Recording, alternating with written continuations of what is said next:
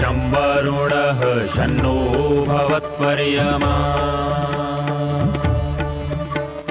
शन्न इन्द्रो बृहस्पतिः शन्नो विष्णुरुक्रमः ॐ शान्ति शान्ति शान्तिः।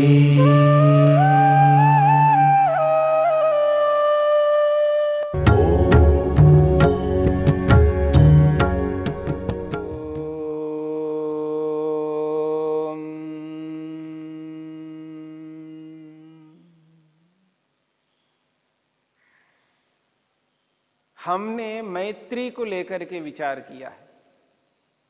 योगाभ्यासी के 4 प्रकार के व्यवहारों को बताया है। महर्षि पतंजलि ने समाधिपाद के 33वें सूत्र में मैत्री, करुणा, मुदिता, उपेक्षा ये 4 प्रकार के व्यवहार बताए हैं। मैत्री रखनी है सुखी व्यक्तियों के प्रति, करुणा करनी है दुखी व्यक्तियों के प्रति, प्रसन्न रहना है पुण्यात्माओं के प्रति, और उपेक्षा करनी है दुष्ट पापात्माओं के प्रति। इन 4 प्रकार के व्यवहारों में एक व्यवहार मैत्री का जो व्यवहार है, इसको लेकर के हमने विचार किया है। अब दूसरा व्यवहार है करुणा। महर्षि वेदव्यास कहते हैं दुखितेषु करुणाम भावयेत। जो दुखी है उनके प्रति करुणा करनी है और मन से करनी है। जितनी करुणा वाणी से कर सकते हैं वो तो करनी ही है, जितनी करुणा शरीर से कर सकते हैं वह करुणा तो करनी ही है, परंतु मन से सभी के प्रति, संसार भर में, पूरे संसार में जहां कहीं पर भी दुखी व्यक्ति है उनके प्रति करुणा करनी है। करुणा को दया के रूप से भी जानते हैं। करुणा कहो दया कहो एक ही बात है। और एक शब्द का भी प्रयोग होता है जिसको हम कहते हैं कृपा। कृपा शब्द, दया शब्द करुणा के ही पर्यायवाची शब्द हैं। करुणा कहो, दया कहो, कृपा कहो एक ही बात है।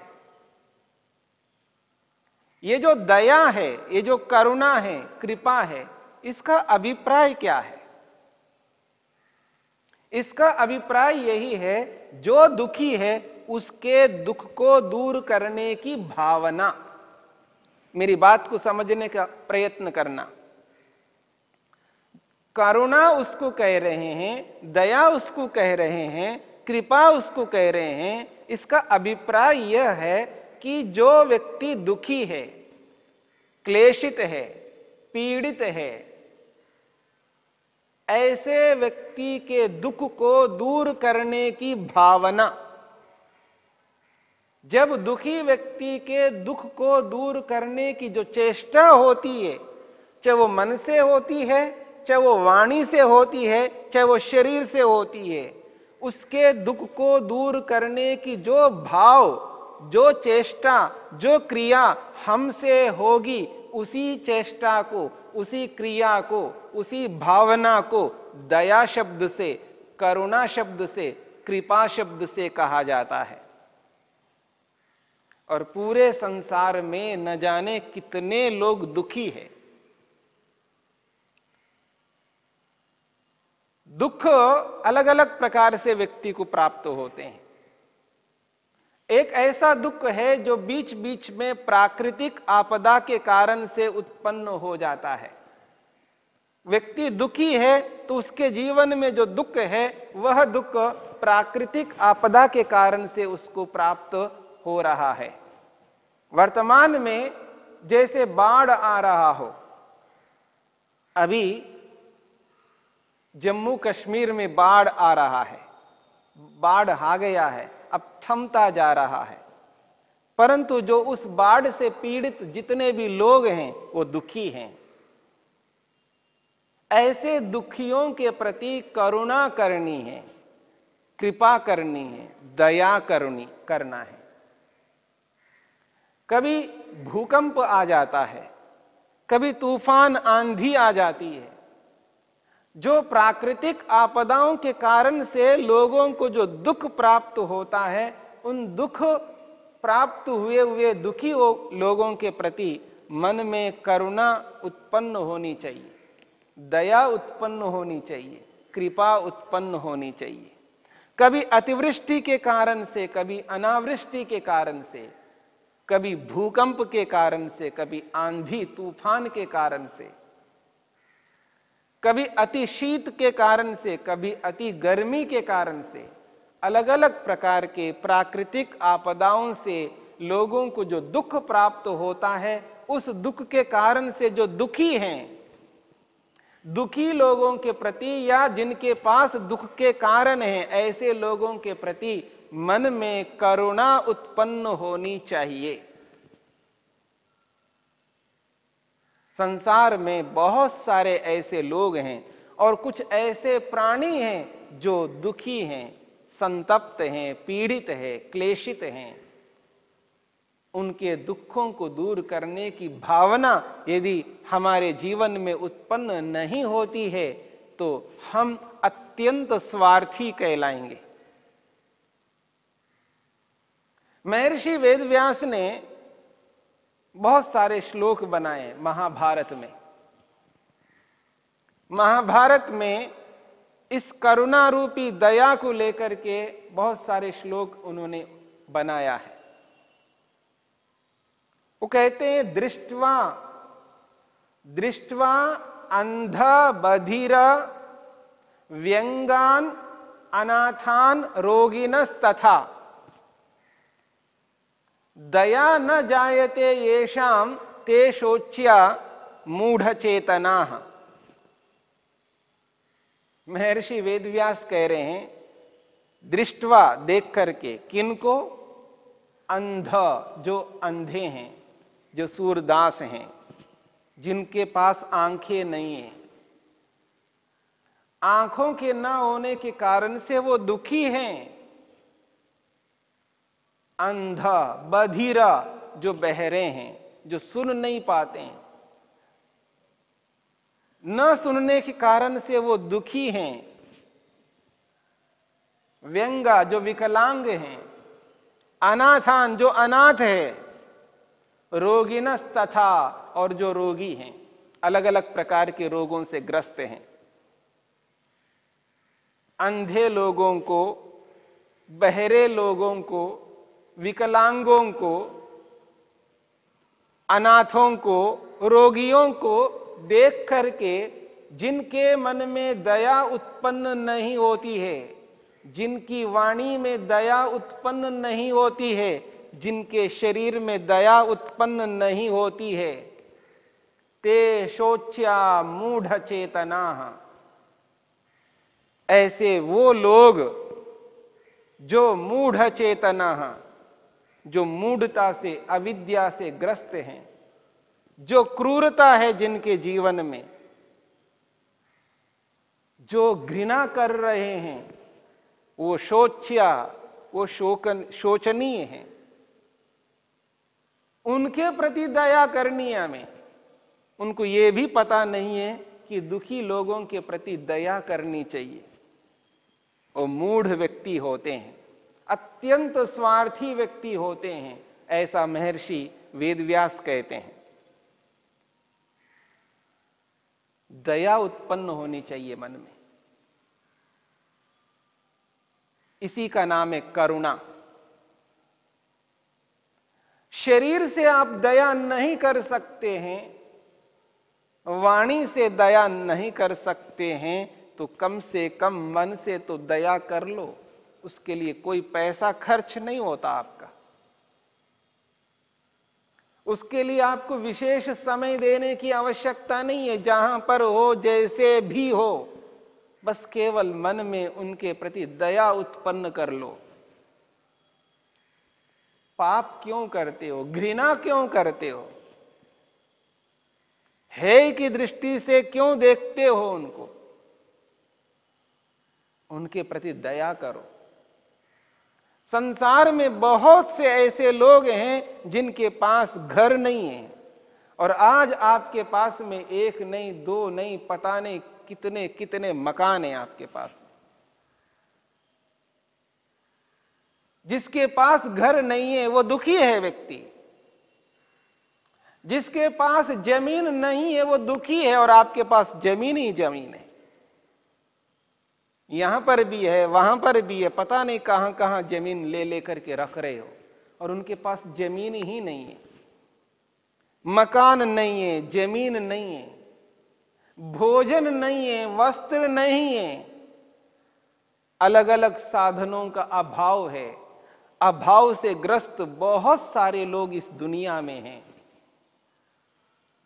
इस पूरी दुनिया में अरबों की संख्या में हैं अभावग्रस्त लोग।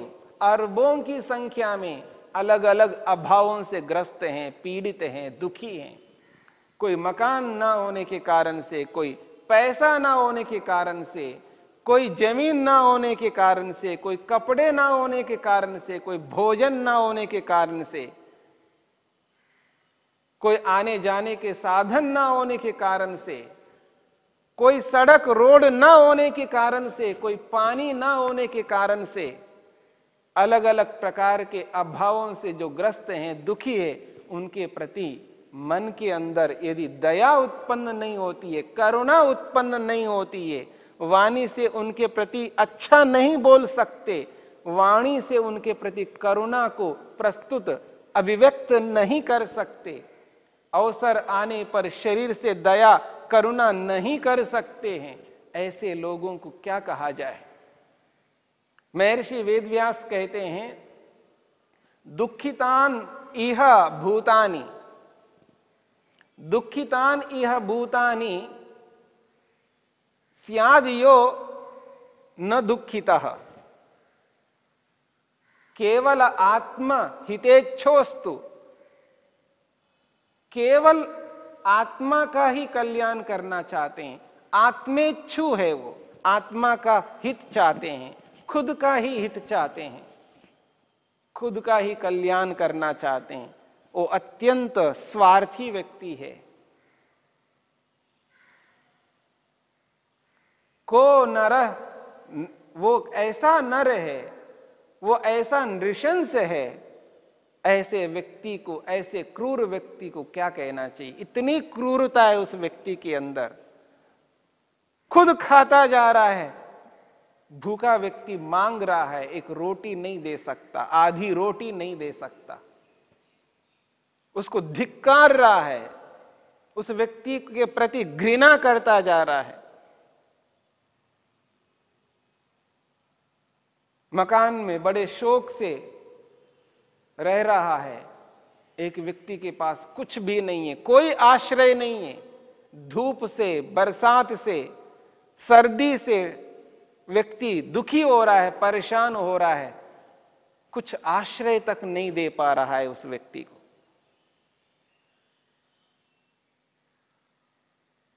कपड़े देखिए, व्यक्ति के पास कितने कपड़े हैं, एक जोड़ी, दो जोड़ी,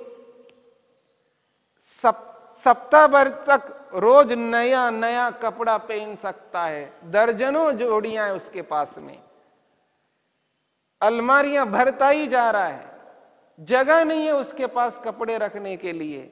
लेकिन जो नंगे हैं, जो जिनके पास कपड़े नहीं है, उनके प्रति कोई करुणा नहीं है, कोई दया नहीं है, कोई कृपा नहीं है, उनके दुख को दूर करने की कोई भावना पैदा नहीं हो रही है मन में।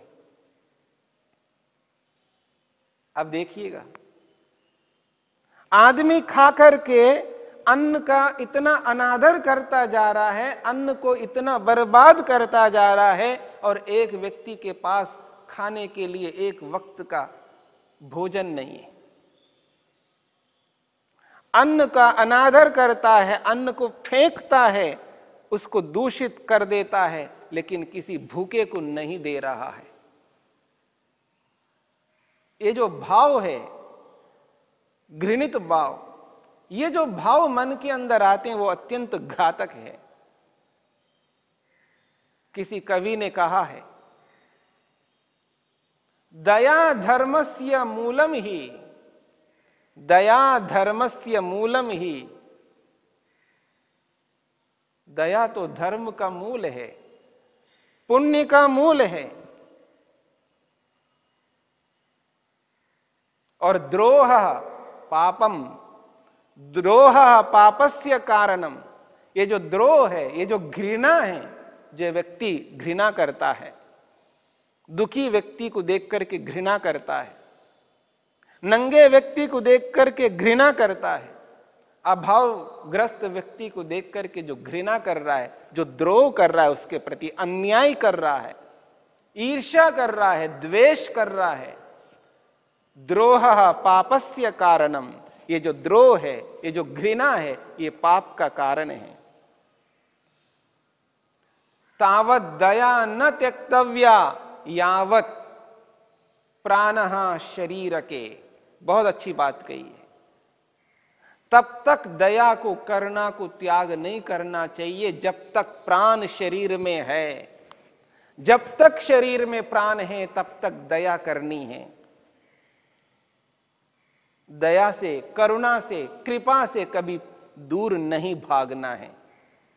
दुखितेषु दयाम करुणाम भावयेत। जो दुखी हैं उनके प्रति दया, करुणा की भावना करो।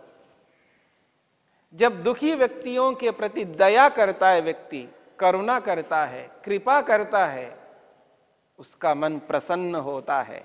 और जब वो दया नहीं करता है, घृणा करता है, धिक्कारता है, उसका मन कभी शांत नहीं रह सकता, उसका मन कभी प्रसन्न नहीं हो सकता, उसका मन उद्विग्न रहेगा। और उद्विग्न मन वाला, अशांत मन वाला, असात्विक मन वाला कभी एकाग्र नहीं हो सकता, कभी उसका मन ईश्वर में नहीं लग सकता, ईश्वर में टिक नहीं सकता। इसलिए दुखितेषु करुणाम भावयेत। जो दुखी है उनके प्रति करुणा की भावना करो, मन से करो। यदि आप शरीर से नहीं कर सकते, वाणी से नहीं कर सकते, कम से कम मन से तो दया करो, उनके प्रति करुणा करो, कृपा करो। ऐसा यदि व्यक्ति करता है तो उसका मन प्रसन्न होता है। ततश्च चित्तम प्रसीदति।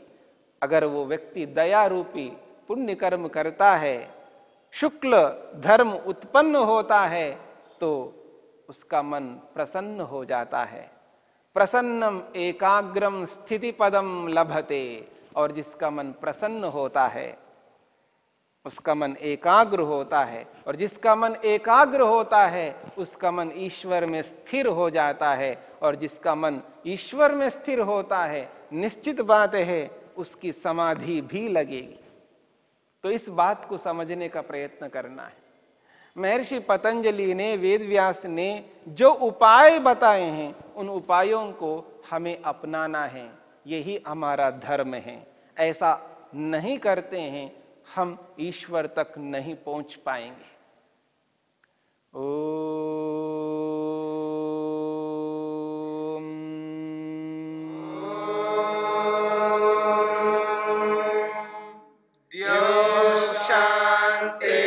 शांतिरंतरिक्षं शांति पृथिवी शांतिरापः शांतिरोषधयः शांतिः वनस्पतयः शांतिर्विश्वे देवा शांतिर्ब्रह्म शांति सर्व